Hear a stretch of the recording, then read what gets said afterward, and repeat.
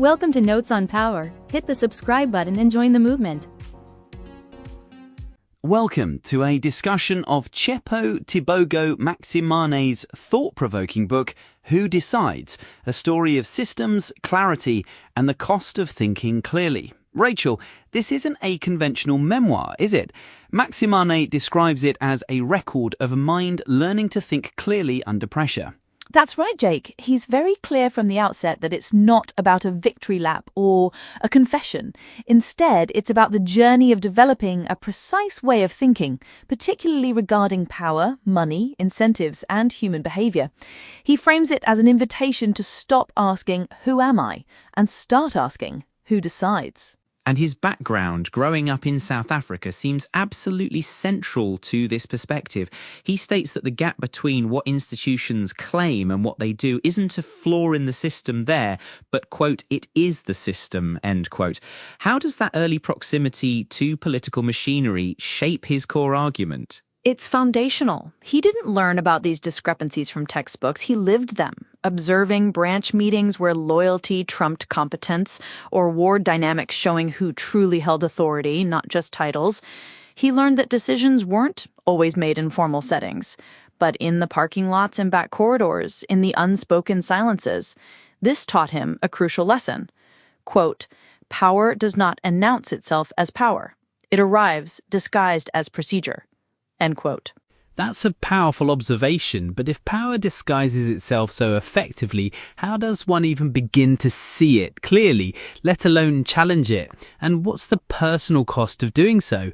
Maximane describes a particular kind of loneliness that comes from thinking clearly. It's not about physical isolation, but the moment you realize your question doesn't match the answer everyone else has already agreed upon. He says this loneliness isn't a warning, but a signal that you're reasoning, not just reflecting the group. So it's about staying honest to your own reasoning, even when it's uncomfortable. He makes the distinction between cynicism, idealism, and what he calls precision. Could you elaborate on that? Certainly. He views cynicism as lazy, collapsing complexity into a simple story of greed. Idealism, equally lazy, refuses to look at incentive structures, confusing intention with outcome. Maximane instead strives for precision. This means being willing to hold complexity without collapsing it. It involves asking, what would it take to change the incentives rather than just condemning individuals? He says, quote, "You did not become cynical, you became precise," end quote. He then moves into his formal education in politics, philosophy, and economics, or PPE. He says it didn't offer rescue, but better discomfort. That's quite a phrase. What did PPE actually sharpen for him? It created 3 fractures. Philosophy taught him how many foundations are possible, but how few survive contact with actual human behavior. Economics revealed that standard assumptions about rationality are largely fictional, as real people are loss-averse, socially influenced, cognitively biased.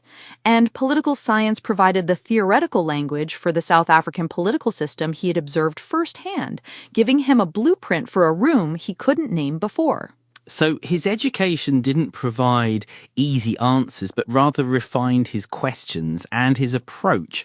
He talks about his tone, being calm in situations where people expect heat. He's not performing calm. It's a learned response from understanding that heat produced nothing except more heat. He prefers to understand rather than win. Precisely. He distinguishes between questions that close, designed to confirm existing beliefs, and questions that open, designed to find out what's actually true. Most public discourse, especially political, trades in questions that close, where the point is positioning. Maximane commits to the latter, the kind that might change your mind. He then addresses public writing, describing it as posting as practice, not performance. He's not chasing virality, but precision. How does that manifest, and what are the consequences?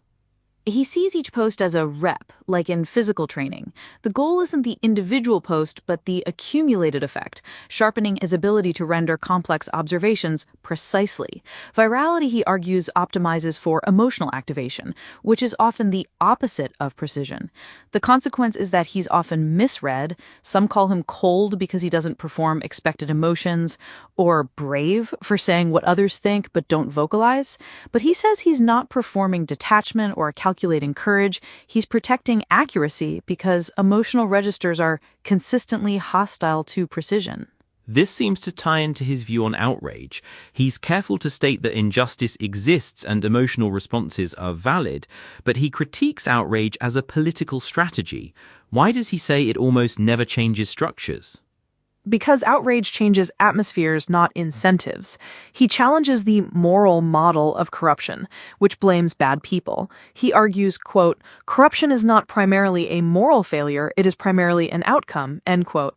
It's what happens when incentive structures make corrupt behavior rational. His question is, what incentive structure makes corruption the rational choice, and what would it take to change it? That leads to institutional design, which is harder than moral condemnation, but actually changes things. That's a very pragmatic shift in perspective. He also talks about the measurement problem, where institutions reward what they measure. Can you elaborate on that? Absolutely. He argues that when you create a measurement system, you create an optimization target. The problem is that the most important things are often the hardest to measure, like a politician's integrity versus the number of speeches they gave. He states, quote, the gap between the measurable and the important is where most institutional failure actually lives, end quote. It's about recognizing that systems don't care how sincere you are, but how incentives are arranged. His disillusionment didn't come from some sudden revelation, but from watching people he respected fail this test gradually. He found proximity to power tests integrity faster than ideology. Walking away wasn't moral superiority, but a boundary setting. He realized he was more useful outside the system to gain distance and think clearly. So, social cost of clarity seems to be a recurring theme. He mentions being misunderstood is the entry fee for public communication. How does he navigate that, especially when it comes to tribal thinking? He acknowledges that people read through their existing frameworks, and tribes are cognitive institutions that pre-reason answers. Because Masimane questions populism and elitism with equal skepticism, refusing easy villains, he becomes unclassifiable by tribal logic. This means people have to evaluate his specific arguments on their merits, which is more work. And the cost of this unclassifiability, this social feedback? It's not dramatic. He mentions unfollows and quiet withdrawals. It's uncomfortable, but he finds writing to fit a tribe's framework produces writing that is comfortable and useless. He values the credibility that comes from being predictably honest rather than predictably aligned, and the readership of those seeking thinking, not just confirmation. He applies this clear-eyed perspective to money and work as well, rejecting aspirational mythology. What's his core message here? He insists we talk about money as a system with mechanics, rules, and structures, dismissing financial self-help that focuses only on mindset. He argues these aren't sufficient because the terrain they are applied to is not neutral. Hard work or talent can be undervalued by a system. What truly matters is the alignment between your effort and the system in which your effort operates. Understanding debt mechanics and budgeting as a skill are far more useful than motivational gloss. He's also careful to distinguish his perspective from pessimism, describing himself as anti-naive, and he critiques simplistic hope, saying hope without structure is a comfort product. That's a stark claim. Is he suggesting we should abandon hope? Not at all. He believes improvement is possible, but distinguishes genuine hope from false hope. Political leaders offering hope without explaining how things will improve are just repackaging our own hope. He argues, quote, inspiration is cheaper than institutional redesign, end quote. This false comfort is unkind because it leaves people with an inaccurate map of the terrain. His core message here is that clarity is not cruelty. Clarity is the prerequisite for agency. Without understanding your situation, you can't make effective decisions. And finally, he ties this back to personal integrity and what he calls dignity without performance.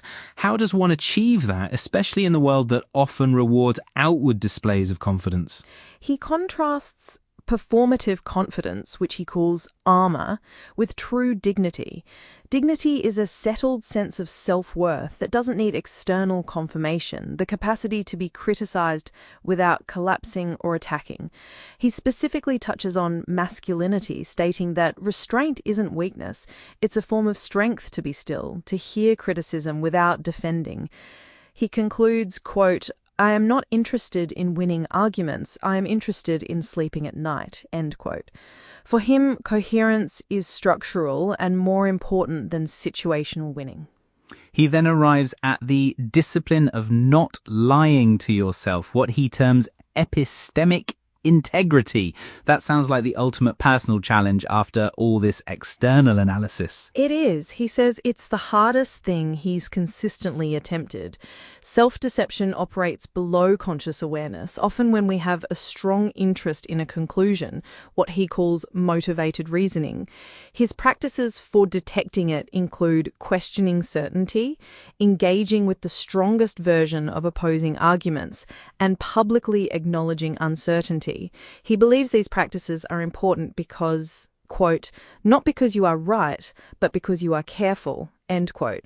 For him, coherence is structural and more important than situational winning. Matsimane explicitly states he doesn't end with conclusions, but with the questions he's currently sitting with. That's a very open-ended approach. Yes, he views the questions about power, systems, and integrity as ongoing. He asks, who decides what gets rewarded?